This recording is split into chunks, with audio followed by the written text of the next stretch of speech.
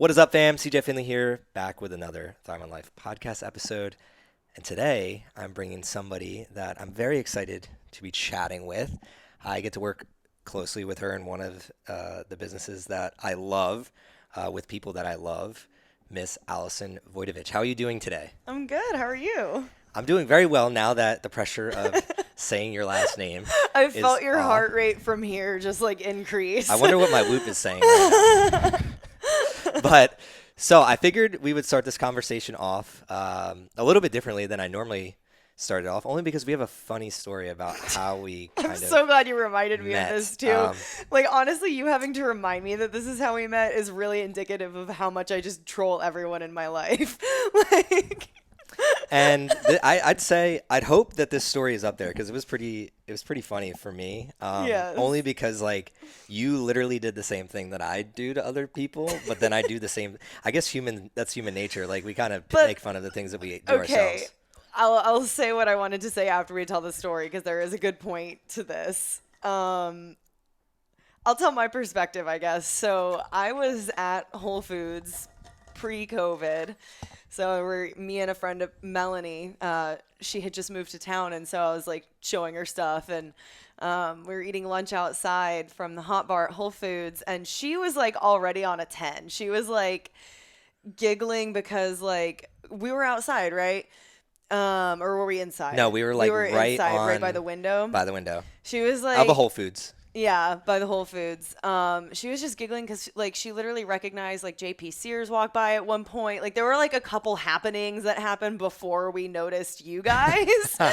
And so then it was already just goofy. But yeah, basically I looked over and I like see these guys like sitting down with their camera in full just YouTube influencer mode. And I look over and I was like, these guys are really shooting a vlog right now. And I just started saying things. Before long, you heard me, I think. Or did I interrupt you? No, I forget. How did we meet that day? No, I don't even think I met you that day. I knew of you.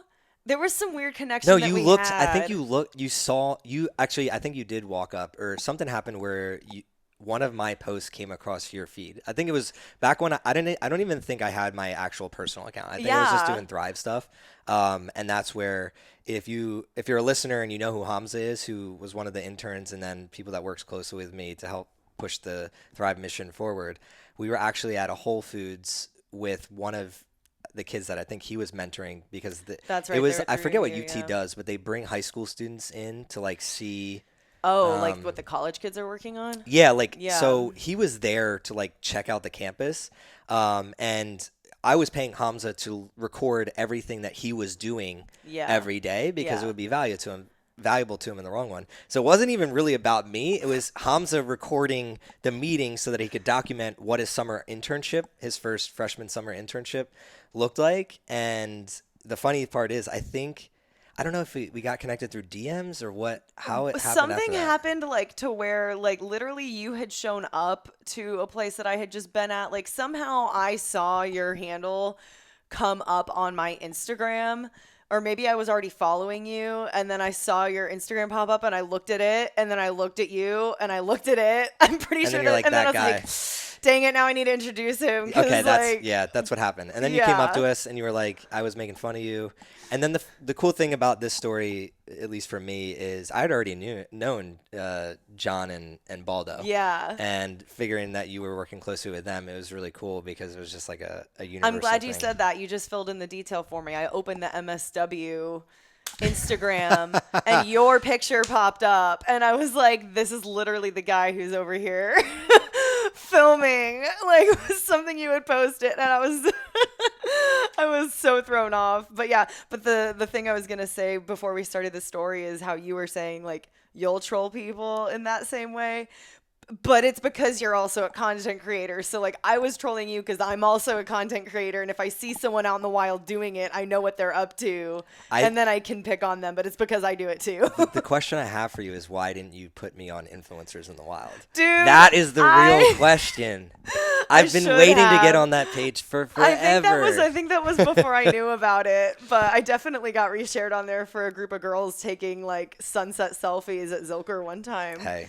There's no shame. I do not hate the player. The game is where the shame gets. Like it's just something that's natural. And I think we can kind of transfer this conversation into so you do so for the listeners out there, Allison does a little bit of a lot. She's very much like me, and that's where I wanted to have a conversation with her to inspire other people to realize that this is a potential career and life path that you can take. It does have pros and cons, obviously, but it's nice for me to communicate and chat with somebody else that kind of understands that world. So I'm very much looking forward to this conversation. And I think an easy segue is into how did you initially get involved in content in the first place? Because I think this is something that if we're talking to the corporate person or the entrepreneur, it's something that's stressful for a lot of people, whether you're that corporate person and you start your own thing and you're like, oh my God, I got to like be on social media now, not just post my beers and like my updates with my family, but like I actually have to have some type of message. And then the entrepreneur, it's like,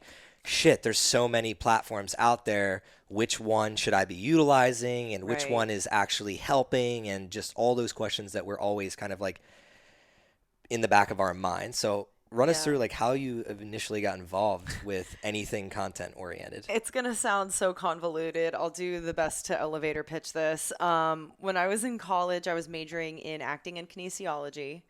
So I was double majoring for an art and a science degree. That's awesome. I've been very bad at weaning down my interests ever in my life. It's always been the thing where people are like, pick something, and I pick both, and I do both.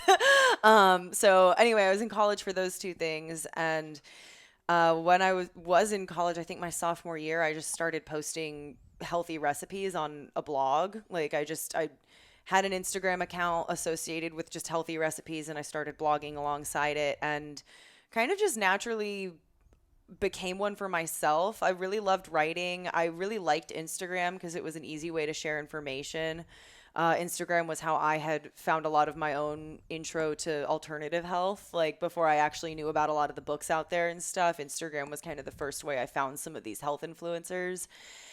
And my Instagram kind of just naturally grew very fast for what it was at the time. I mean, this was 2014. So it was 2014 Instagram, and it was like I gained several thousand followers really without trying to gain followers. Like I just posted recipes, and at the time that felt like a lot. And anyway, as I got through college, I loved both of my majors. I did both of things related to those. But I needed to do an internship as a college student before I graduated.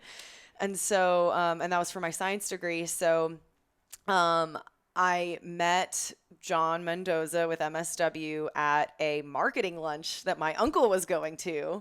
It was like for business owners in Austin. And my uncle was like, you need to start coming to this. It seems like you're probably going to end up owning a business. And it seemed like everyone knew I was going to own my own shit before I knew. Like, sorry, I hope I can cuss on here. No, you can say whatever. But yeah, so like all the, like my dad, my uncle, all these people had just kind of started influencing me to like do stuff on my own because it was pretty obvious to them that I wasn't going to be a good employee, I don't think.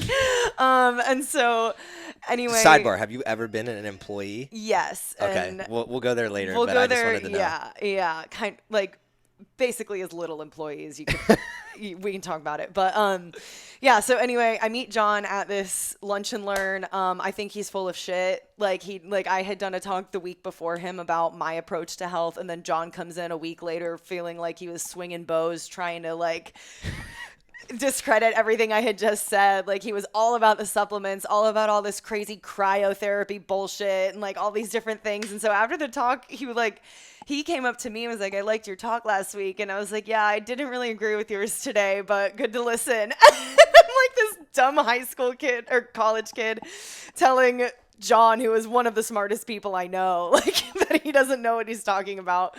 And so he talked me into coming to visit the clinic, which was at the time in a cryotherapy place. And he totally changed my mind on all the stuff that they were doing at MSW, and initially brought me in just to do the internship for college and did more of the science-y, training him to be his apprentice type thing. But towards the end of that, he was like, look, we really want to grow this. You're really good at Instagram for no apparent reason other than you're good at it. Like, can you do that for us? And so MSW just inadvertently hired me to do their content without me ever really having to prove that I could do it other than this is such a lesson for people. I had mine. So like, that's why I always tell people, if you want to make something, just go do it, because if you're being authentic and it's useful to you, it's probably going to be useful to other people. And then your account counts as your portfolio. Like, yeah. And I think, what year was this? They hired me. I graduated college in 2017. So like, I mean, even so I started, it's funny because like I grew the Thrive account to 10K, and then like I was like, that was boring, and let me start these other accounts. Now it's like dropping, like it's like 9, and I don't even care for follower count. It's like 9,800 now, right? Because I just stopped caring about that account. I was like, oh, I want to see if I could do multiple different things at a time and see if I can grow them. But now you've grown the How Do You Health podcast. It was like, crazy. We're getting there, but it's like I care more about, and this is where I love working with you and John and Baldo, because it's always about the educational aspect. It's just like finding the person that you're actually going to get through to. Yeah. And that's where my next question goes, because a lot of people think that like, oh, I'm going to start this account and the goal is to like just grow. Right. But what he saw like was more than that. And that's where anybody that's out there now that's thinking about social, like what would be some of your tips? Because you've been in it long enough where you've seen it change. Yeah. What are just some of the like things that the average person should be doing if they're thinking about getting into this side of the world where they're actually putting themselves out there and trying to not just grow a follower account, but like put their message out there and find some reciprocation? I'm looking this program up because I forget the name of the Instagram Ivy League. I mean, I'm learning something new here now. Yeah, I mean, Alex Tooby. That's right. Okay, so I bring up Alex Tooby because, you know, if you are an entrepreneur or someone considering going that path, listening to this podcast, like, and content scares you, I would say content's important, but you need to have bigger picture goals set before you start putting stuff out, right? You and I were just talking about this before we got on the podcast. And what would a bigger picture goal look like? Like, you have a coaching program that you want to launch. Like, you need to know what that coaching program is actually about, who it's for, the stories your ideal client is probably telling themselves. Like, you need to do a lot of these deeper marketing and business strategy and planning things that feel kind of dumb in the moment, but actually it's like what we were saying before we started recording. If you build this whole course, I've seen people build beautiful courses thinking that they're going to sell all these people on this stuff, just to realize after they've put all this work into the course that they never actually polled anyone in their audience if they would want this course. They didn't do any beta testing of the course, which could have actually been your first sale. Yep. Like, I've done that before. I'll sell a beta test of a course at a way cheaper price than I want the full price to be. But it's invaluable because I get feedback from people, and I've actually not published a course before because I needed to fix too many things. And I was like, okay, cool. I'm just going to scrap this for now. So basically just lack of market research. Like, they're not aware of what the industry actually wants or needs. And so if your goal on Instagram is to sell stuff, have a business.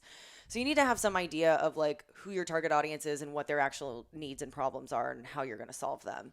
And then how you're going to storytell that. And then once you know all these things about your audience, you can start creating valuable content for them, because you can create, infographics, how-tos.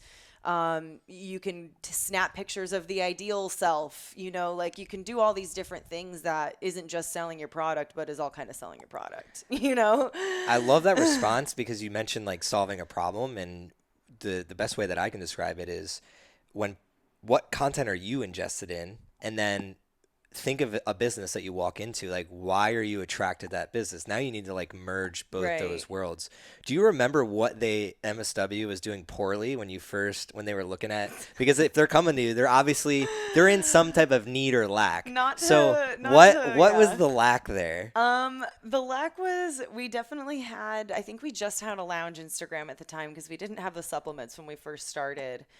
And Baldo was running it, and he was doing what any other probably strapped for time business co-owner does, is like post on it when you get the chance, think about the post last minute. You're not strategizing time of day. You're not using any hashtags.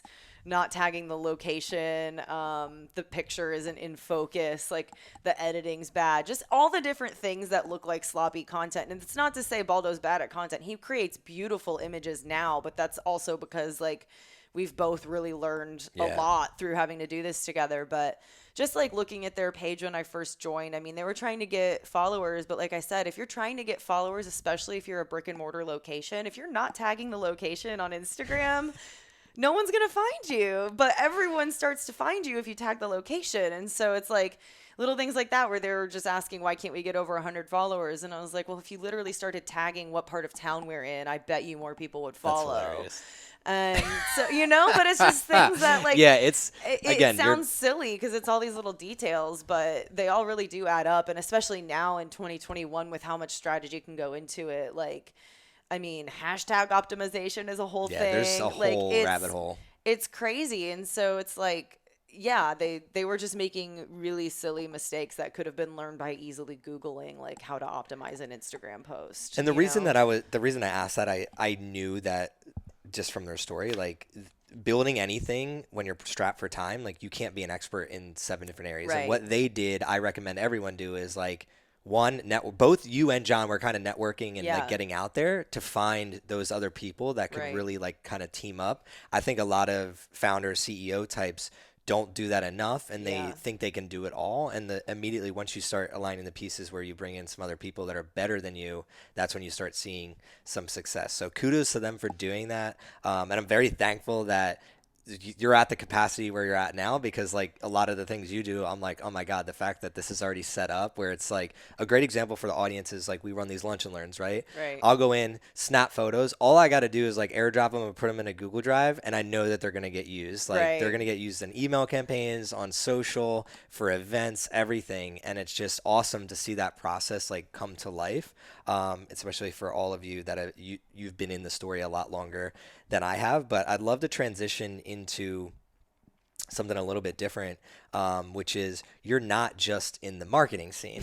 And it's funny because I'm actually going to a comedy show with Baldo tonight with my wife, and I don't know if you'll be there, but I know that you do comedy. I'll be there. I want to know where this like whole comedy thing, Allison does have her own podcast called Detox with, it's meant to be detox, but it's with detox Allison, with Allison. Go check that out. We'll have that in the show notes. But I'd love to understand, just this is like a personal question.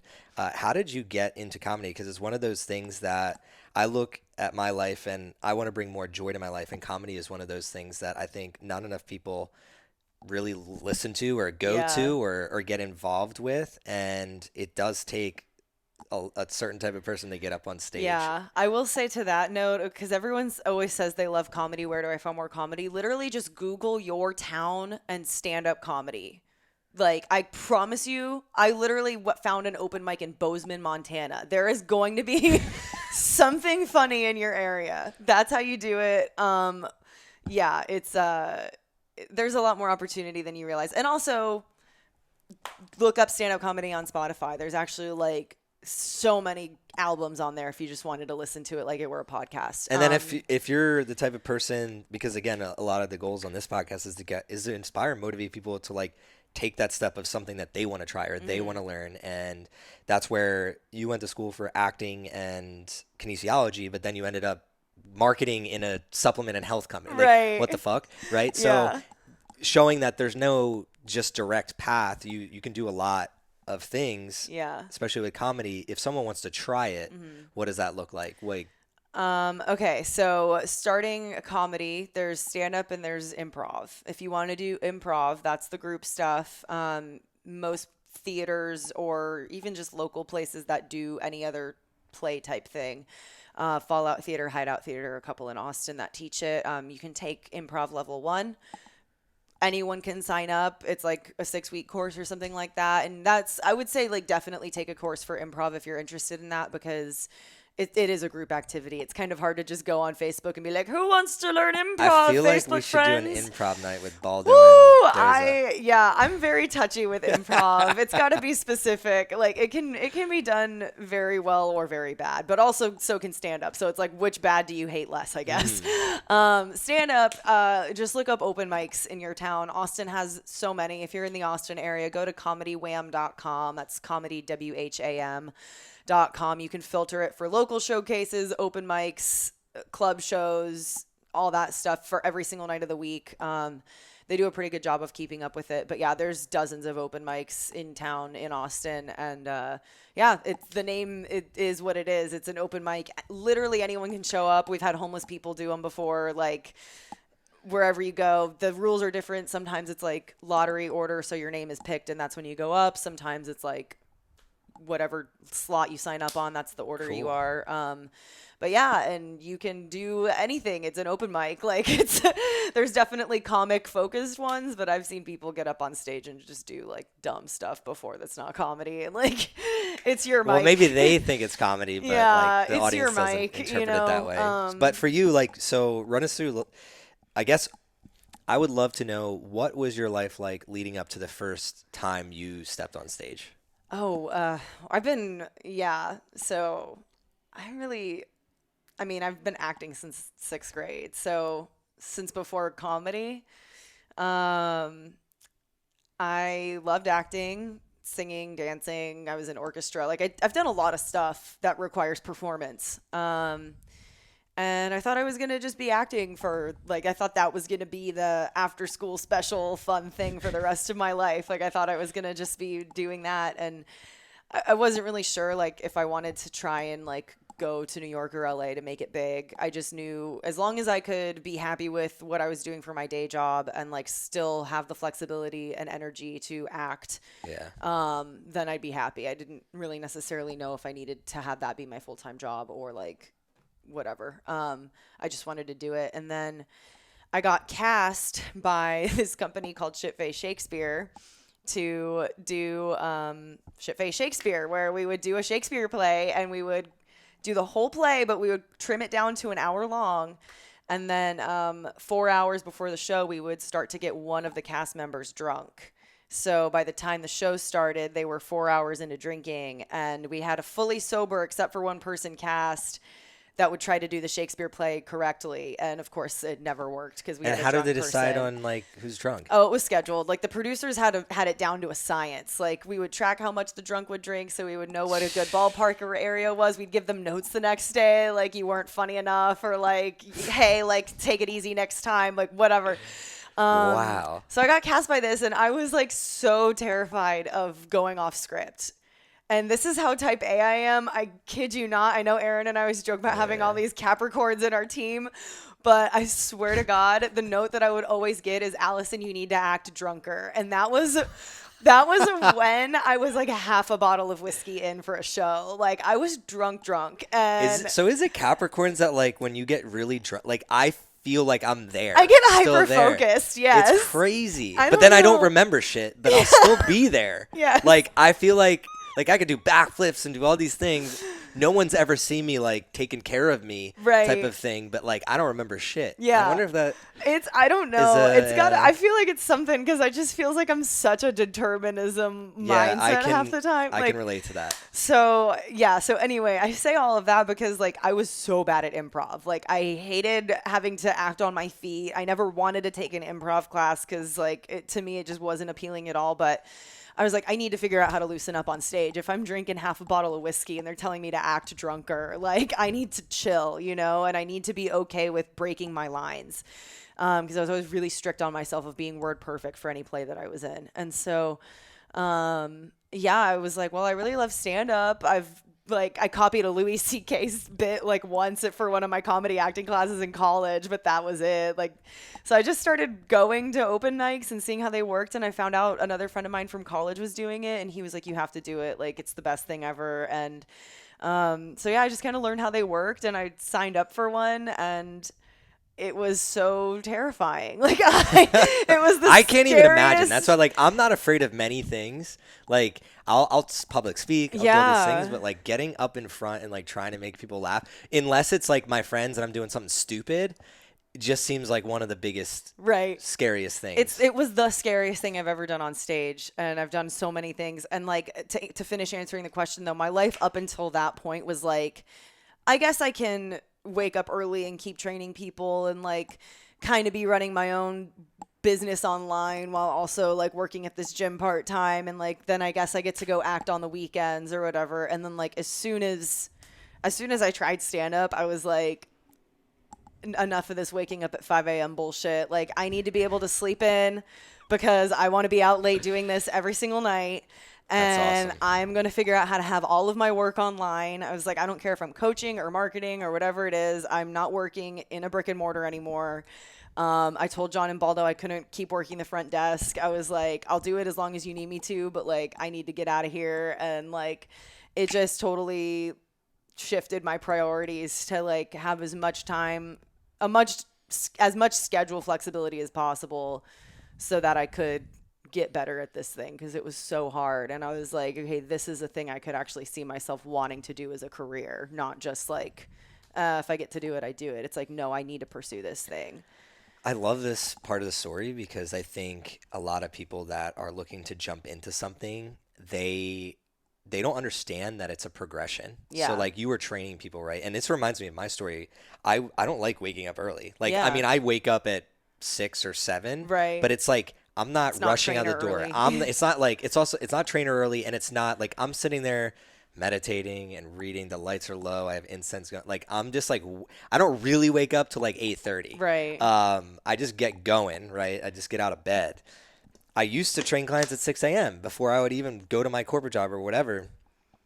But that was the progression I needed to make to like get in the door of like running my own business. So it's nice for you to hear like you were trying different things until you found that thing. Because for me, as soon as I got paid relatively the same to consult, and I was like, no one consults at 6 in the morning or 7 in the morning or 8 in the morning. No client wants me to talk to them about their business, like even before 10. Right. It's always like they have their own shit that they want to get done in the morning. And usually it's like afternoon stuff. And I was like, this means like I could spend in the morning doing the stuff that I actually like to do. I could go to the gym. I could work out, or I could record a podcast, or I could do the things that I like to do. And the reason I'm communicating this is because a lot of people out there, they want to get to the feeling that you get at stand-up comedy, like the first day. Yeah. And it doesn't happen that way, because even before that, you were doing the marketing. Where was that what story I was gonna in line say with? is like, it was such a weird, that's why I say this gets so convoluted, because it's like I graduate college, and what I didn't say earlier, when I was interning with the MSW crew, my professor that was overseeing the internship didn't trust that internship because she had never heard of those guys. So I actually was doing 2 unpaid internships at the same time. You know what's funny? Huh? Where'd you go to school? UT. Yeah. Hamza. They wouldn't let him You told me this. I couldn't for Thrive. They wouldn't let him because it wasn't a legitimate internship. Then we tried MSW. Yeah. And then they were like, no. So then we had to go to Prep Tour in Fayez. So dumb. Yeah, it's insane. So I was doing the gym that I was working at when I graduated college was where I did my other unpaid internship. Okay. So I was doing like 15 to 20 hours a week at this gym unpaid. I was in 15 hours of class, which was low for me. Typically I was in 20 a semester because of my double major. But I was in 2 unpaid internships plus 15 hours of class, plus I was in a sorority, plus I had a job like working at the gym at like working front desk at the gym at one of the country clubs on the west side. So I was very busy. And I graduate, and so I'm like trying to do this part-time training in the morning at that one gym because they offered me a job after the internship and I needed money. Like MSW like didn't have enough money to pay me to be there full time. So I was like, okay, let's figure something out. So I was doing the marketing for MSW. I would like train in the morning, go to MSW, go do whatever else. And I actually took another unpaid internship graduating with my undergrad at Paleo FX, which is the largest paleo conference in the world. So that's where I really got like my overall marketing chops. I was the marketing intern, just one person. I mean, this event is huge. Like we only had a team of, I would say we really only had a core team of 4 of us. And luckily we got a couple assistants after that, but we had 4 of us managing everything from the website to the Facebook ads to the social blog, email list, the overall marketing strategy. PR, affiliates. How did you get that? All this stuff. Because I think that's another thing that people, credentialism is something that I hate. Yeah. You're a hustler, I'm a hustler. A lot of the people we're around are hustlers, and we get our opportunities just by being in the right place at the right time. But the way that we get in the right place at the right time is we have to actually do a lot, like stuff. You're doing. Yeah. How was that for Paleo FX? Because this is another. I was a super fan of Paleo FX since I found out about Paleo in 2014. And so I was literally that annoying kid that followed speakers around with a backpack full of books to get as many autographs as I could. So I do not see you being that person. Oh, dude, I was shook. I'm never that. I'm not starstruck at all. We talk about this a lot. I don't get starstruck, but for whatever reason, maybe because I kind of felt like it saved my life a little bit. I was really badly eating disordered and stuff. So I just really admired these people. But anyway, I was a super fan of the world, and the co-founder of Paleo FX, after I went that first year, followed my fitness Instagram and my recipe Instagram that was gaining followers. And I was like, the co-founder of Paleo FX, Keith Norris, followed my Instagram. And I think he's just really good at social media too, where he looks up the location. I'm sure he was looking up people tagging Paleo FX and seeing who he should follow. And so he followed me, and we just kind of communicated back and forth a little bit on Instagram. And he found out I was a kinesiology student at UT, really into paleo. I had this website. He was I think he was looking to see if I was an influencer that they would want to bring into the web to the company initially, maybe just as a host, a panel host or something. I don't know. I think he just likes to keep tabs on who's up and coming in the space. Yeah. Right.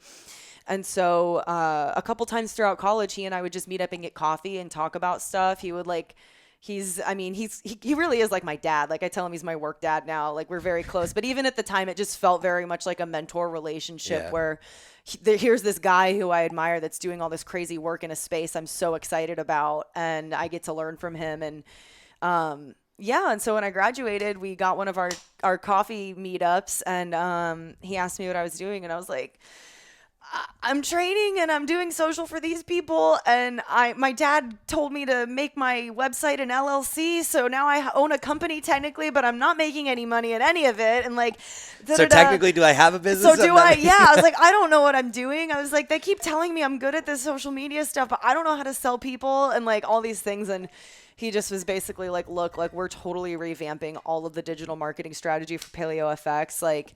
He's if you want to learn more about it, we just hired a strategist. She needs someone to help. You do this as an internship. So I did an unpaid internship for a while until I was guys, I need to pay rent.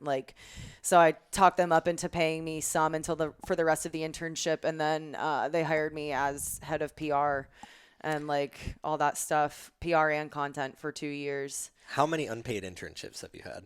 3. Oof. Yeah. That is not something I have done.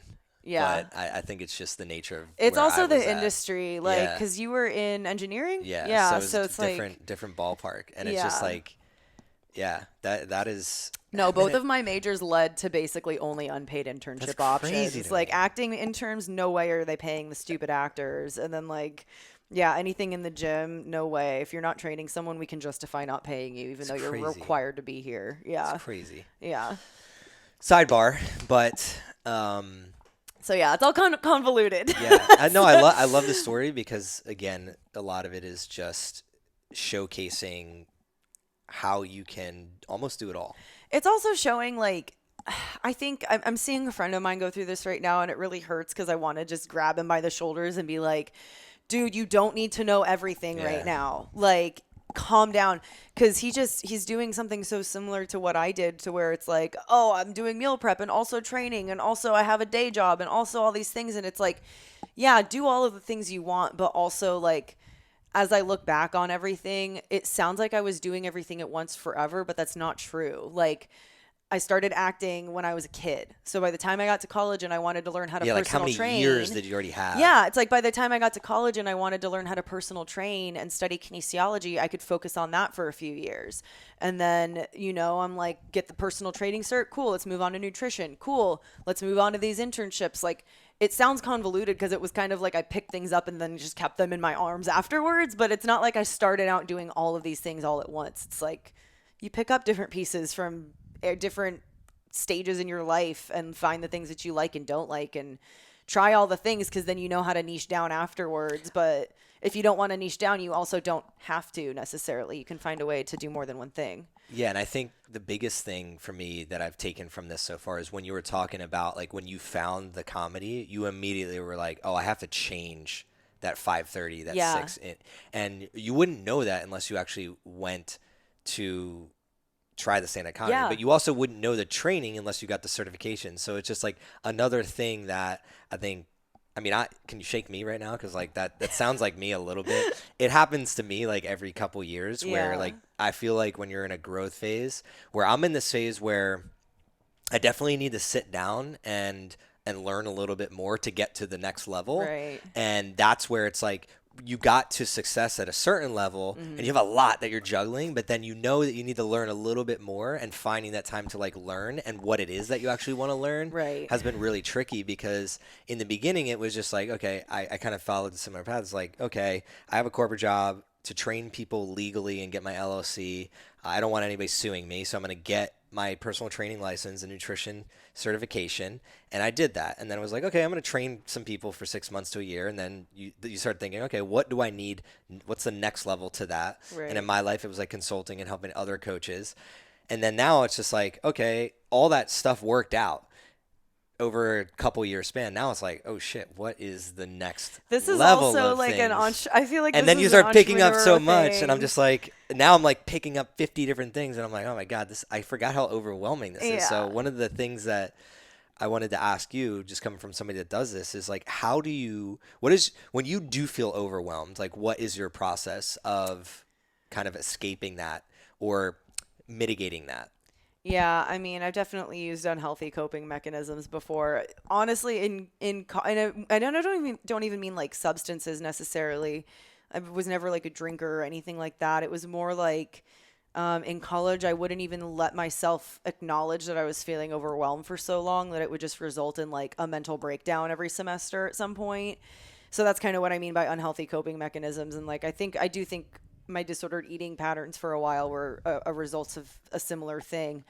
So I take disordered typically for me. What it means is I'm trying to control this one thing because everything else is out of control. Yeah. I mean, if I were to have been diagnosed, it would have probably been like orthorexia, which is like hyperfixation on controlling your food, which also typically means like very restrictive calories. So like it was just insane. It was not healthy at all. I was very obsessed, but, yeah, it was, I would say now I get overwhelmed less just because I am very happy with how I understand how I like to structure my day now, right? Like I'm similar to you. I do my self-care stuff in the morning. It might not be that I'm waking up until 10, but, hey, but you're like, also, what are you out till? Like it's always different every day. Yeah, exactly. Like I'm not out until on a 2. Stage. Yeah. So I am consistently up until 2 most days. So that's why I sleep so late, but I get work done late, so it's like, that's okay. But I would say coping mechanisms today would be like,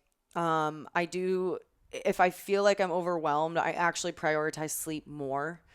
Because if you're exhausting yourself to the point that your work isn't even good anymore, and then you're like cutting sleep to just be more exhausted and do shitty work, then you're going to just feel bad the next day too, because you didn't get enough sleep. You just burned out your adrenals. Like sleep is very important to me. I like really focus on sleep.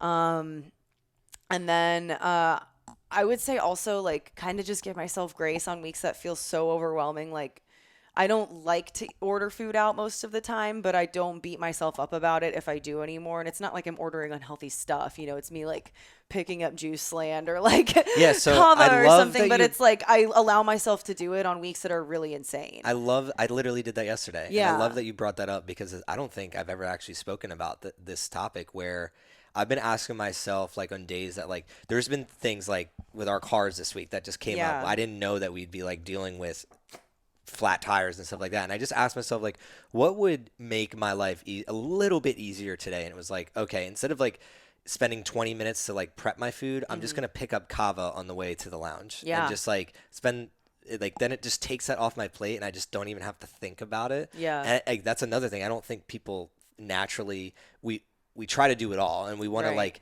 figure it all out, and that's something, especially as entrepreneurs. That's what I was going to say, especially as entrepreneurial types, or I know just you and I personally are, I get a vibe that we're very similar in that aspect where it's like, okay, like I figured out all these different ways to optimize all these areas of my life. I've systematized as much as I can. But then like sometimes even with all of your systems, like there's just not enough time, or it's like you forgot to set up one thing to trigger the rest of the system and now you're dealing with it. And it's like, or life happens, like you said, flat tire, and you can't help it sometimes. And so, yeah, just giving myself more grace. And ironically, like I am the leanest I've ever been by allowing myself the good grace of like being more flexible with my stress, like realizing that food like that does cause me stress. If I'm like over fixating on having to prep a bunch of stuff, like it actually causes me stress. And so just, like any area where I can find that I can consolidate time and like make things roll as easily as possible throughout the day. Like it might be a full day, but at least I can set it up. Like today's a perfect example. I totally forgot that we were going to record this podcast. Luckily I woke up earlier than normal and I saw your text and I was like, yeah, that's great. I did the same thing I was already planning on doing today. I just had to put it into a shorter amount of time. So instead of working out, I walked while I got my work done, hit my 10,000 steps while I was doing work, and just consolidated like 2 hours of my time to get more done.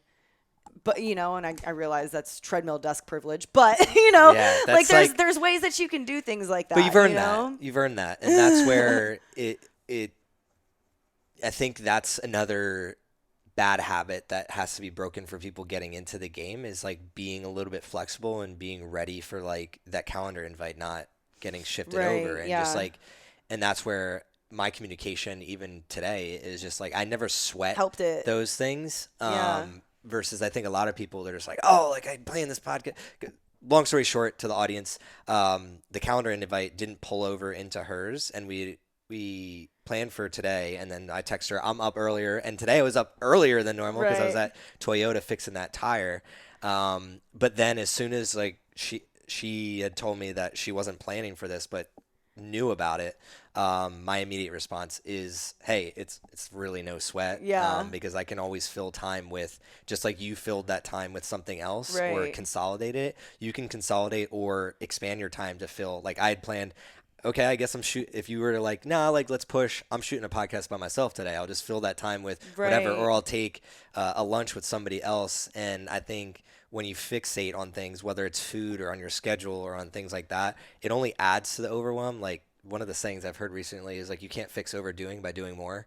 And like that's what we think is like entrepreneurs. Like we don't realize that if we're overwhelmed, going to do more things or trying to get on a whiteboard and figure more things out isn't going to help. Yeah, it's like my uncle saying, I cut it 3 times and it's still too short. Like, okay, but yeah, that's a good way to put it, because what I was also thinking is like some things that I've done lately, because I definitely will still like have a cry sesh every once in a while if I need to, but it's not a break. I wouldn't call it a breakdown anymore.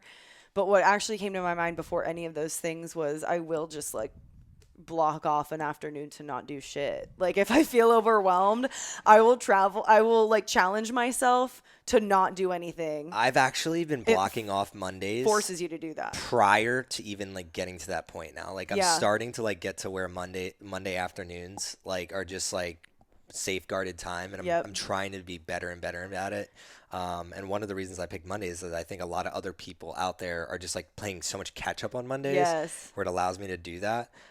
Monday's the day I do it too. Like I'm off by 4:30 latest. Like that's the day where I just like, that's mine. So, but I'd love to jump into one of the things that I see with people that are doing multiple things and multiple projects very, very well and handling it very well, is people that kind of have brought skills that seem kind of out of like polar opposites really. So you have like comedy, acting, and then like you got into health, wellness, and marketing, right?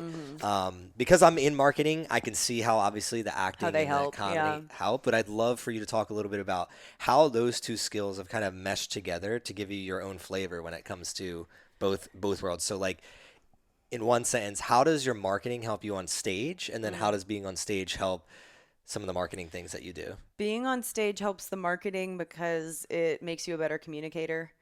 So if you know how to effectively say something on stage, that's going to just automatically translate into my area of marketing, at least, which is, I would mostly just say copywriting, but I do all the strategy stuff most of the time too. And then marketing helps me with comedy. I wouldn't necessarily say marketing helps me on stage, but it helps with comedy because I get people to come to my shows.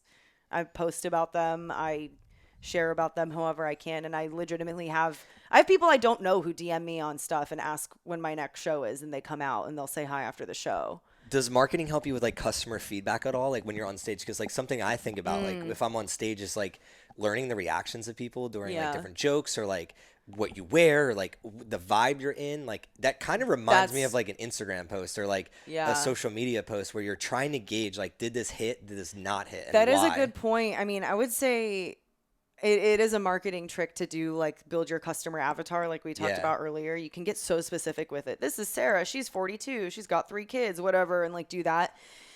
So I would say marketing helps on stage with knowing how people think of me when I first get on stage, because I know what I look like. And if you're a comedian who acts like you don't know what you look like, that's when you get into trouble, because the audience is going to let you know. Like if you describe this, like go a little bit deeper into this. Comedy audiences are the only ones that come in with expectations of you. Like they're the only ones ready to judge you. Like every other audience is pretty supportive. So if you get on stage, there's a guy named Matthew Broussard who's a perfect example. Gorgeous dude. Very funny, but he's super handsome. And when he first started comedy, he bombed for a year straight, even though his joke writing was very good when he first started. And finally, someone who was a working comedian saw his set and was like, dude, you're really funny. Do you know why you're bombing? And he goes, no. And the famous comedian was like, you're not addressing how you look, and the audience wants to hate you for it. And so he wrote 5 minutes of like, I know I look like a Greek god, but da da da da da, and then like it won the audience over because they're like, okay, he's not a douchebag. Yeah, like they just assumed he was a douchebag because he was like this handsome guy getting on stage to do comedy, and so like, screw this guy, he's already hot, he doesn't need to be funny too. And so like, and that applies to anyone. If you look weird and you don't address what's weird about your face, like a heckler is gonna be like, what's on your face, dude? You know, like. Someone's gonna let you know, so it's better to just address it up front. And that was something I talked with my friend Jen for a long time. And I feel like this plays into marketing too. Yeah. I feel like this, for sure. If you are putting on a facade, like this is where it's tricky, and like it might get you followers in the beginning, but like your long-term payout over your life is gonna be, I don't think as great as if you're just like, yeah, this is who I am, this is what I do, this is why I do it, like type of mentality. These are the struggles I am, like rather than like, yeah, life is 100% positive. You show up like that on social media, I don't feel like it hits as home as where it's like, this is really who I am. For sure. Like some days I look like this, and even like on here, like some days I'm wearing my glasses or a hat, other days I'm not, and just like addressing that, I could see. I don't know, what does it feel like to have a heckle, to like get heckled? Luckily, I really don't think people heckle women as much as they heckle men, but I did have a pretty bad one time. It feels great when you win. What does winning look like? So like you like yelling back at them? I said something back, and the thing I said back killed, like it made the audience laugh harder. Okay. Yeah, it was pretty rare. Like I basically have this joke where a guy hit on me by saying his name was Kyle, like the town. Like that was his pickup line. I'm Kyle, like the town, which for those listening, Kyle is Texas. A suburb town just south of Austin. And I've got all these jokes about why Kyle the town sucks and you don't want to identify yourself as Kyle the town. And there's this guy in the audience who just kept going, nope, nope, nope. Like after every single one that I would say. And the audience was laughing. So I wasn't addressing him because like no one really heard him besides me. And so I was like, okay, I'm not going to say anything if this is as bad as it gets. So I like do this whole joke, and at the end of the joke, I say something about like, can you imagine if his parents gave him a real name like Dallas, like the confidence this guy would have had. He would have fucked me right in the store. And I said that line, and the guy who had been saying no earlier just goes, "You would have liked it." And I didn't hear him because the audience was laughing, and so I made him say it again, and we all heard him, and the audience just goes, "Boo!" And before like. I just like the first thing I thought of was like, well, now we know why everyone else's rape jokes tonight were working. Like, 'cause everyone in the rest of the show had just been telling all these really crude jokes, and they were working so well. And luckily, the audience laughed. But I mean, it's terrifying. Like when I heard him saying no, the reason I say all that is like when I heard him saying no, I felt the nerves coming up of like, I better not have to deal with this guy. Like, I really don't want to have to address this person, you know, because you can tell they don't like you, and so it's like that's why I ignored him the first 3 times. I was like, okay, it's not really interrupting the rest of the audience. Yeah, and so it just like it. I mean, all of the things are related, right? It's like, how do you do that if a customer is giving you negative feedback? Like, because that's kind of what it is. And it's like, where do you draw the line of, okay, like right now he's just hurting me, but then the last time he said something, he hurt the rest of the show for the audience. So like I had to correct it. And yeah, it's just, it makes you just learn a lot about human behavior because people really do act their worst at shows. And so you're really not that fazed by like someone being mean to you on the phone over a product after that. You know? I mean, that's, I can take a lot, and it like takes a lot for me to get like fired up and like lash out, but I don't know how I would handle that because like that's like next level pressure, and like to focus on your like the whole crowd is your customer, right? And, like, but technically that guy is also your customer, so you're just like and you're like trying to remember what you're gonna but say, and everything is on you. Like what sucks and is also hilarious about a situation like that is he seemed like he was pissed as hell that I would not stop talking crap about his beloved Kyle, Texas. But as soon as I said something actually snappy back, I said like, oh, I guess we see why the rape jokes are working so well tonight.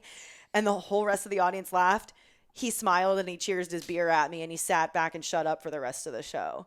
And so it's like half the time you feel like you're being like totally like this person hates my guts, when in reality, 9 times out of 10, that person is just trying to get your attention because they want to like contribute to the show or something. And so they have like, some agenda that you don't even see. Yeah, they think they're helping you by heckling you. And so it's like to think about like negative customer feedback in that instance too. It's like maybe people definitely get angry for no reason, but it's also like, well, why did they feel that it was their right to just totally ruin someone's day for a minor inconvenience to them, you know, like just makes you learn about how the brain works a little bit more. Yeah, I love that self-reflection and coming to that conclusion again. Like, power to you for that's next level, and it's something that improv and like I have to like I like chasing fears and like some of those things, and one of the things that is on my lifetime to do is to do something like that. I'm not there yet.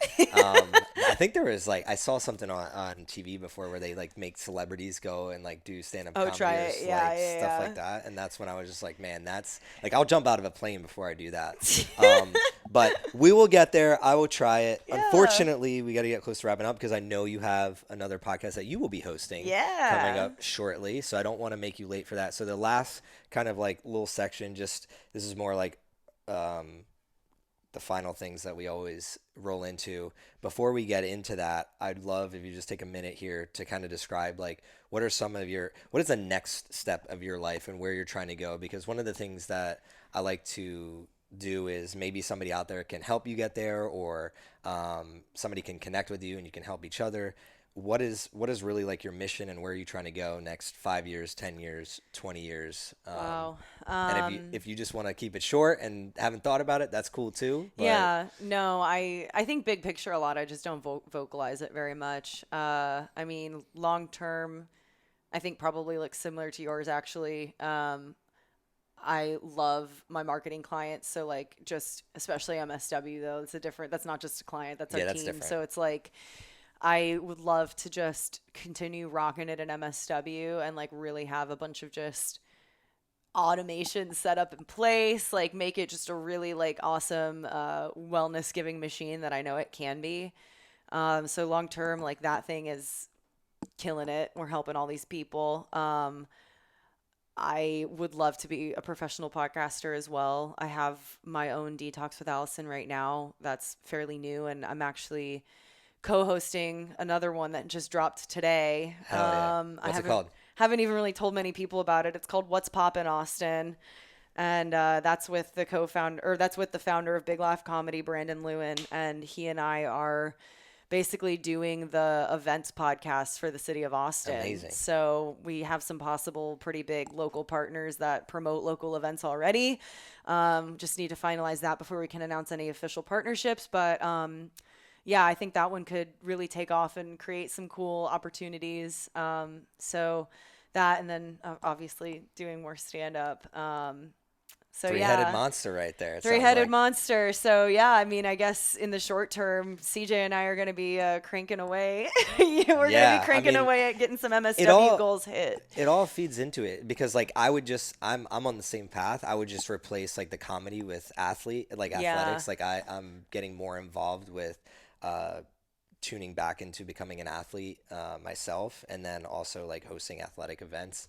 And training for those type of events. So that's where they all intertwine. So like the health and MSW, like the better I become as an athlete, the more I can market MSW. The better MSW does, the more I can market myself as an athlete. And then the podcasting just intertwines because the more badass people you get connected with in the health and wellness space or the athletic space or the comedic space, you get to have better conversations. You get to learn more. And that's where today I hope y'all took something from this, because I definitely did, and learning a little bit more about how do you even become a comedian and how do your worlds mix, and just like following your gut and your passion. Yeah. One last thing, I didn't mean to cut you off. I just wanted to add, because you were mentioning like the connections and community. Like I really believe, like, as much as I pretend like I'm antisocial or I don't want to come to things a lot, which I do need to like guard how often I go out, but I really like would not have been able to do what I do right now if it wasn't for incredible mentors, awesome community, and like putting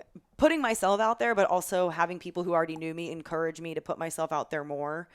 And so like if anyone listening is like in the middle of trying to start a business or, you know, figure out how to jump into a new passion area, like just go meet people doing that thing. Like go to events that are around that thing and just meet some cool people. 'Cause like it really is a rising tide raises all ships. Like I would not be able to be doing what I'm doing if it wasn't for the awesome support and community that I have. And I really believe that in all the areas. Mic drop. You just said a quote that I typically say at the end, and you just answered like the next question, which was like, who can connect with you, but where can they connect with you at? Yeah. What's the best place? You heard all the things I like to talk about on this podcast. I also like to hunt and fish and be a general Texan. So, yeah, really down to talk about anything. I love learning new stuff. My Instagram is at Alliwo, ALLIWO. That's also my website, alliwo.com. And then I have, my podcast Detox with Allison, which is spelled DETALKS with Allison. We shoot it over at MSW. I get comedians to take vitamin IVs and then we talk about funny stuff. So hell yeah. Yeah, it's a Check good time. it out. Thank you again for spending so much time with me. I know it's very valuable. Last question we always ask everybody is, what does thriving mean to you? If you had to define it, everybody has a different definition. Thriving for me is, wow, this can go in so many directions. I would say looking and feeling your best while surrounded by those you love and enjoying a life that you created. I love that. Short and sweet, but powerful. Yeah. Thank you again. At the end of every episode, I talk a little bit about what was my biggest takeaway. And this one's pretty easy for me today because you just solved a problem that I've been dealing with. And that's like the direction of the foreseeable future for myself. You definitely helped when you said everything comes and goes in like different kind of sections of your life. And I think the more successful you get, and I don't mean success monetarily, I don't mean it career-wise, I mean just like the more abundant your life becomes. Right. Like I'm very blessed to have a lot of abundant people around me like yourself. The options grow, but your time doesn't. Like you only have so much time, and really just understanding that I can block off a year, 2 years, 3 years to like a couple pieces that I want to do, and then realizing that I will have time after that to like focus on those others is really enlightening. And I just got to figure out what that looks like. So I appreciate that advice, and I hope someone else took something from that. But again, if there's one way that you can help me and get Allison's voice out there, it's go to Apple Podcasts, rate and review. That would be very much appreciated. Connect with Allison on Instagram at AllieWo, or go to her website at AllieWo, and then go listen to Detox with, what is it? Detox with Allison. Detox with Allison. I wanted to make sure it was that and not like something else. Yeah. So yeah, go do all that. I love you. This is CJ Finley with the Thrive on Life podcast. Thrive on, y'all.